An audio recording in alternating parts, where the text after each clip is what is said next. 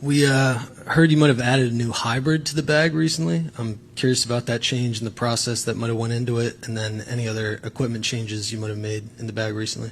Yeah, I was looking at, at Torrey Pines, I was looking at, it's just so different than the desert. So I put in a 7-wood, but then now I've gone back to the hybrid, but the new hybrid, the GT, just for me, it's all about distance gaps. For a hybrid, it's about the look first and foremost, and then can I hit a draw that spins enough, and from there the club's pretty easy for me. It passes the look test, hits the yardage window, and then I can turn it and have it stay in the air. Are the combinations, and I play a driving iron a few events a year, and then I've almost played a hybrid. The only times I've ever played a 7-wood are the U.S. Open at Torrey Pines, and then the tournament a couple weeks ago. And it's a good club. I was just hitting them last week, and the hybrid was just a little bit more consistent in accuracy for me.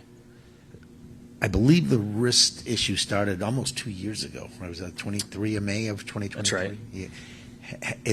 Was there ever a time in that span before the surgery that you felt like you could play your best, or has it been that long since you've actually gotten out there and said this is the best I can be?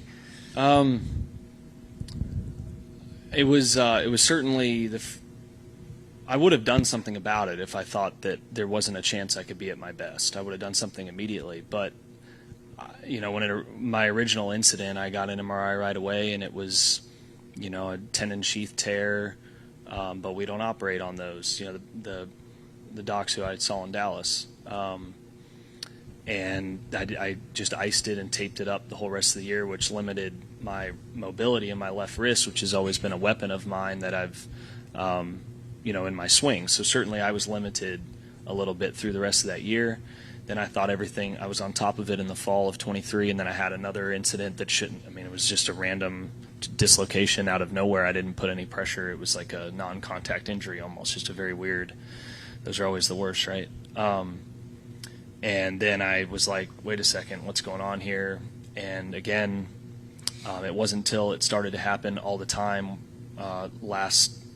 from about this time last year through the end of the season that it was I was worried it could dislocate at any point in time. I started being able to just click it back in on command, and that's not a good thing. So so it was I would hold it down right here and just shake, and it'd go from not being able to turn my hand to I can hit driver at full speed. So it was a very weird deal. So I wish I had done something earlier, but I didn't.